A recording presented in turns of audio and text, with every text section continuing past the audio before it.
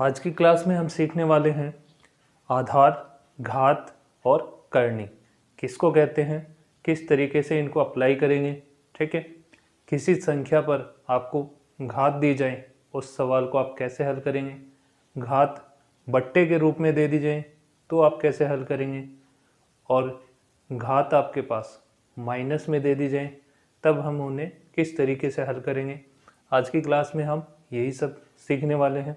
Example first, मान लीजिए आपको कोई क्वेश्चन दिया गया है 140। क्या दिया हुआ है? 140। सबसे पहले इसका भाज्य गुणनखंड करके देखेंगे। 140 का भाज्य गुणनखंड करेंगे, किससे होगा? 2 से हो जाएगा। 70 फिर से 2 से, 35 35 आएगा 5 और 7 इस तरीके। तो हम 140 को इस तरीके से लिख सकते हैं, 2 गुणा 2 गुणा 5 गुणा 7। ओके, इसमें आपके पास 2 कितनी बार आया है? 2 बार। तो इसे हम इस तरीके से भी लिख सकते हैं, 2 की पावर 2 गुणा 5 गुणा 7। इस तरीके से लिख सकते हैं। एग्जाम्पल देख लेते हैं। मान लीजिए आपको संख्या दे दी गई है 32। ठीक है, तो 32 का आप अभाज्य गुणनखंड करके देखेंगे। 32 होगा 2 से, 16 फिर से 2 से, 8 फिर से 2, 4 फिर से 2। इस तरीके से आप देखेंगे। इस के लिए हम 2 को कितनी बार लिख सकते हैं? 1 2 3 4 5। यहाँ लिखेंगे हम 2 गुणा 2 गुणा 2 गुणा 2। ठीक है, या फिर हम इसको लिख सकते हैं 2 की घात 5। ओके, 32 को हम 2 के रूप में लिख सकते हैं 2 की घात 5। तो यहाँ से हम बात करें, जो 2 है आपके पास, ये जो 2 है ये तो है इसमें आधार। क्या है? आधार। 2 तो आपके पास आधार और 5 है आपके पास घात। ओके, किसी संख्या के ऊपर जो नंबर लिखा जाता है उसको हम बोलते हैं घात या फिर पावर। ठीक है, सेम उसी तरीके से जिस तरीके से मोर के सिर पर मोरपंखी लगी होती है ना, तो गणित में संख्या के ऊपर मोरपंखी क्या है? उसकी घात है। इस सवाल में हम देखें तो ये 2 तो है आधार आपके पास और ये है इसकी घात। 2 चीज़ें समझ में आ चुकी है आपको, आधार, घात या फिर घातांक एक ही चीज़ है। ओके, नेक्स्ट हम बात करें करनी के लिए। करनी किसको कहते हैं? करनी के लिए एग्जांपल देखते हैं हम। आपके पास मान लीजिए क्या है, एक संख्या है 64। क्या है? 64, और वो किस में लिखी गई है? रूट में। कोई नंबर नहीं हो तो उसका मतलब है यहाँ 2 छिपा हुआ है। इस तरीके से जो नंबर लिखा रहता है रूट के यहाँ, वो नंबर कहलाता है आपके पास करनी। क्या कहलाता है? करनी। ठीक है, क्या बोलते हैं उसको हम? करनी। यहाँ से इसका मान आपको पता है क्या आता है? 8 आता है। 64 का रूट क्या होता है? 8। इस चीज़ को आप दूसरे तरीके से समझ सकते हैं। इसको रूट में न लिख के इस तरीके से लिख दिया जाता, 64 की घात 1/2। 1/2 घात का मतलब क्या होता है? रूट में। तो यहाँ से आप जब भी देखें बट्टे में, ये ऊपर तो हो गया आपके पास घात, ऊपर वाला नंबर तो होगा आपके पास घात, और नीचे जो नंबर लिखा जाएगा वो कहलाता है करनी। क्या कहलाता है? 64 का रूट आपके पास निकल के आता है 8। दोनों ही कंडीशन में आंसर क्या आएगा इसका? 8 आएगा आपके पास। नेक्स्ट हम बात करते हैं घातांक नियम की। घात में जो सवाल आपको दिए जाते हैं उनको हल करने के लिए नियम बने हुए हैं जिन्हें बोला जाता है घातांक नियम। ठीक है, जिसमें पहला नियम आता है ए की पावर m डॉट, यहाँ डॉट का मीन्स क्या है? गुणा है, ए की पावर n। ओके, जब आपके पास ये a क्या है? इसमें a है आपके पास आधार, a क्या है? आधार, और m क्या है आपके पास? घात। ओके, a आधार और n क्या है? यहाँ घात है। तो इसके लिए सूत्र क्या होगा आपके पास? जब भी आपके पास आधार सेम हो, घात अलग अलग हो और संख्या किस में हो? पॉइंट का मतलब क्या है? गुणा में हो, तो घातें क्या है? जुड़ जाती हैं, m + n। इसी के साथ एक एग्जांपल कर देते हैं इसका। मान लीजिए आपको संख्या दी गई है 3 पे घात है 5 डॉट 3 पे घात दी हुई है 2। तो इसका सिंपल सा आंसर इस सूत्र से क्या हो जाएगा, आधार सेम है तो आधार को एक बार नोट कर देंगे आधार, ठीक है। घातें क्या होंगी, जुड़ेंगे आपस में, तो इनको जोड़ के लिख दें हम, क्या आ जाएगा 7। ओके, साथ साथ यहाँ मैं आपको एग्जांपल लिख के दे रहा हूँ इनके, जो भी सूत्र हम करने वाले हैं। समझ में आ रही है ना बातें आपको। नेक्स्ट देखिएगा क्वेश्चन नंबर 2। जब आपके पास आधार अलग अलग हो, आधार क्या हो, अलग अलग हो, और घातें क्या हो, सेम हो। आधार अलग है, यहाँ a है और यहाँ b है, घात आपके पास सेम है, उस कंडीशन में आप क्या कर देंगे, उस कंडीशन में a गुणा b और घात एक बार लिखी जाती है, ठीक है। आधार को गुणा कर देंगे, घात को एक बार लिख देंगे। इसके लिए देखिए एग्जांपल, आधार क्या है, अलग अलग है, तो आधार दिया आपको 5 की घात है 3 गुणा 6 की घात 3। दोनों में आधार क्या है, अलग अलग है, घात क्या है, सेम है।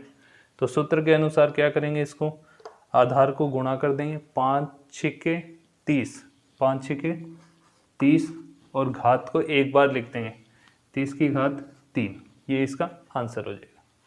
नेक्स्ट देखिएगा, नेक्स्ट में आपके पास है, जब आपको घात बट्टे के रूप में दे दी जाए, सवाल इस तरीके से मिले आपको, a की घात की पावर m और a की पावर n, आधार सेम हो, घात अलग अलग हो, और सवाल आपको भाग के रूप में यानी कि बट्टे के रूप में दिया जाए, तब आप क्या करेंगे, आधार को एक बार लिखेंगे क्योंकि सेम है दोनों में, और घात जो है वो माइनस हो जाएंगी। घात क्या हो जाएंगी, माइनस हो जाएंगी। इसका एग्जांपल देखते हैं हम। एग्जांपल नंबर 3, क्वेश्चन आपके पास 5 की घात 3 बट्टे 5 की घात 2। ओके, तो इस सवाल को करने के लिए हम क्या करेंगे, 5 को एक बार लिखेंगे और घात को घटा देंगे, 3 में से 2 को घटा दें, क्या बचेगा 1। ये इसका आंसर हो जाएगा। नेक्स्ट 4 नंबर देखिएगा आप। 4 नंबर के आपके पास किसी भी संख्या की घात आपके पास 0 हो, ठीक है, तो उसका मान हमेशा क्या आएगा, 1 आएगा। संख्या आपके पास चाहे कितनी ही बड़ी क्यों ना हो, उसका आंसर हमेशा क्या आएगा, 1 आएगा। मान लीजिए आपको यहाँ दिया हुआ है 6 की घात 0, तो इसका आंसर 1। ओके, ऐसे ही मान लीजिए आपको 51 की घात 0 दे दी जाए, तब भी उसका आंसर 1 होगा। कहने का मतलब जब भी संख्या के ऊपर घात 0 मिले तो उसका आंसर क्या होगा, आपके पास 1 होगा। नेक्स्ट देखिएगा, a की पावर -m दे दी जाए आपको, ठीक है, किसी भी संख्या की पावर माइनस में है तो उसे हम इस तरीके से लिख सकते हैं, 1 बट्टे a की पावर m, ठीक है। पावर माइनस में आए तो उसे हम बट्टे में लेके जाएंगे तो वो प्लस में चेंज हो जाती है। इसमें चेंज, मान लीजिए आपको क्वेश्चन में दिया गया है 7 की घात -3, तो इसको हम इस तरीके से लिख सकते हैं, 1 बट्टे 7 की घात 3, ठीक है। बट्टे में लेके जाएंगे तो घात किस में हो जाएगी, प्लस में। ऐसा ही एक एग्जांपल और देख लीजिए आप, जहां आपको इस तरीके से कोई सवाल मिलता है, 1 बट्टे 5 की घात 4, ठीक है। इसको आप चेंज करके लिखना चाहें तो इस तरीके से लिख सकते हैं, 5 की घात -4। घात को नीचे लेके जाते हैं तो वो प्लस में होती है और ऊपर लेके आते हैं तो माइनस में आती है, ठीक। एक सूत्र है आपके पास 6 नंबर, जिसमें आपके पास a है, आपके पास a की घात क्या है, m, और बाहर फिर से घात है n। डबल घात आए तब हम सवाल को कैसे करेंगे, डबल घात होंगी तो सवाल को हम लिखेंगे a की घात m गुणा n। घात क्या हो जाएंगे, गुणा हो जाएंगे।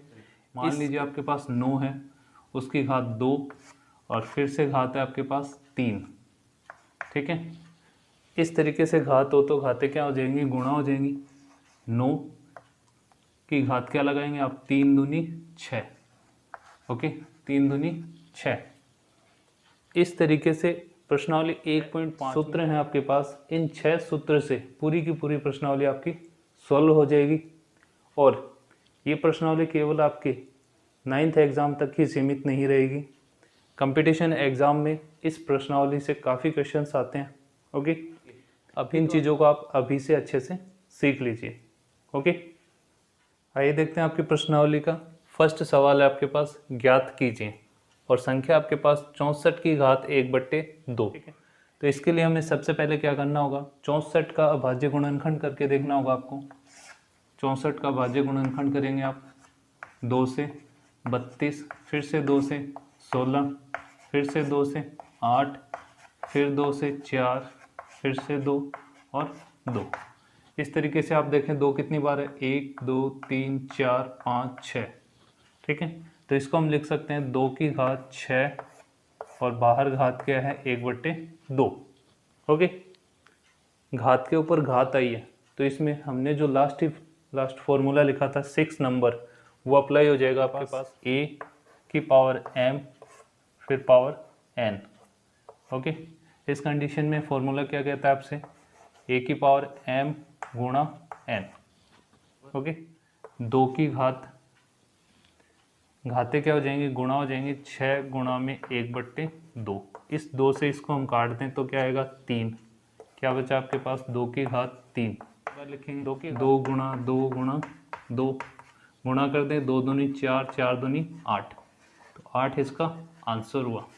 ओके, और सिंपल वे में मैं बता चुका हूँ 1/2 घात का मतलब क्या होता है, रूट में है वो संख्या आपके पास, और रूट 64 का मान आता है आपके पास 8। सिंपल से, ठीक है। 2 नंबर में सवाल आए तो आपको इस तरीके से हल करना है, और ऑब्जेक्टिव में आ जाए टिक द करेक्ट ऑप्शन में तो आप सीधा सा 1/2 घात समझ जाना कि रूट है, और रूट 64 का मान होता है 8। 8 पे टिक लगा देना। नेक्स्ट सवाल देखें हम, यहाँ भी आपके पास क्या है, 32 के ऊपर 1/5 घात है, तो एक तो है घात और 5 क्या है आपके पास, करनी। ठीक है, अब यहाँ 32 जो है, 32 आपके पास यहाँ है, तो 32 में 2 कितनी बार आया आपके पास, देख लीजिएगा, 1 2 3 4 5, 5 बार आया है। तो इसको हम लिख सकते हैं 2 की घात 5 और फिर से घात क्या है इसके ऊपर, 1/5, 1/5। अब इसमें भी यही फॉर्मूला अप्लाई हो जाएगा, सिंपल सा आंसर लिख दें, इसका क्या हो जाएगा, 2 की घात 5 गुणा में 1/5। इस 5 से ये 5 कैंसिल, क्या बचा आपके पास, 2 की घात 1, और इसका आंसर आ जाएगा केवल 2। नेक्स्ट क्वेश्चन देखें हम, 125 है, 125 की घात 1/3 है। 1/3 का मतलब क्या है, इसको हम इस तरीके से लिख सकते हैं, 125 1/3 का मतलब है 3 यहाँ है, यहाँ का मतलब क्या है, ये आपके पास 3 करनी है। क्या है, करनी। और इसका आपको क्या ज्ञात करना है, घनमूल। ठीक है, जब यहाँ 2 आए तो वर्गमूल ज्ञात करते हैं, और 3 आ जाए तो घनमूल। तो आपको सीधा से याद हो घनमूल क्या होता है, तब तो आप आंसर लिख सकते हैं, सिंपल सा 5 आता है। ठीक है, यदि आपको याद नहीं है तो आप क्या करेंगे, 125 का भाज्य गुणनखंड, ठीक है, 5 बार 25, फिर से 5, फिर से 5। तो यहाँ से आपने देखा 5 कितनी बार आता है 125 में, 3 बार। ठीक है, दोनों तरीके से आंसर लिखता हूँ मैं। इसका सिंपल सा मुझे याद था तो मैंने लिख दिया 5। आप करें तो आप इसको इस तरीके से कर सकते हैं, या लगा के। ठीक है, 125 को लिख सकता हूँ मैं 5, कितनी बार आया 5, 3 बार। घात कितनी है इसके ऊपर, 1/3। इसको हम हल करेंगे तो क्या करेंगे, 5 3 गुणा 1/3, 3 से 3 कैंसिल हो गया, आंसर में क्या बचा आपके पास, केवल 5। ठीक है, ये मैंने कर दिया इस सूत्र से, और ये डायरेक्टली यदि आपको पता है तो आप डायरेक्ट भी कर सकते हैं। नेक्स्ट देखिएगा, सेकंड क्वेश्चन है, हेडिंग वही आपके पास, ज्ञात कीजिए। सवाल आपके पास 9 की घात 3/2। तो 9 को हम क्या लिख सकते हैं, 9 को हम लिख सकते हैं 3 की घात 2 और बाहर घात आपके पास 3/2। जैसे हमने इस तरीके से लिखा तो हमारे पास सवाल में यही सूत्र अप्लाई हो जाएगा, घात के ऊपर घात। इसको हम कर सकते हैं इसी सूत्र से, 3 की घात 2 गुणा 3/2। इस 2 से इस 2 को काट दें, क्या बचा आपके पास 3 की घात 3, यानी कि 3 को 3 बार लिख के गुणा कर देना। क्या आ जाएगा 3 तिया 9, 9 तिया 27, 27 इसका क्या होगा आंसर। ओके, नेक्स्ट क्वेश्चन है आपके पास 32 की घात 2/5।